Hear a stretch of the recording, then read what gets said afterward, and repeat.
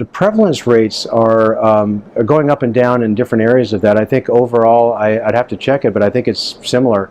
But there are some of the types of uveitis that are going way down. For example, Fuchs heterochromic iridocyclitis has almost disappeared from the United States because the etiology is probably the rubella virus, which we have a vaccine for.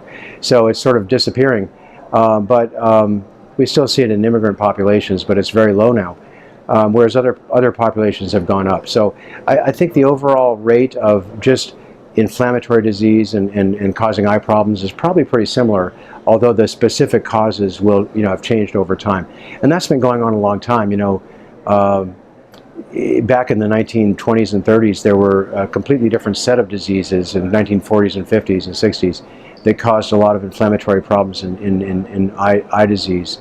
I'm thinking of some examples that have really essentially almost disappeared.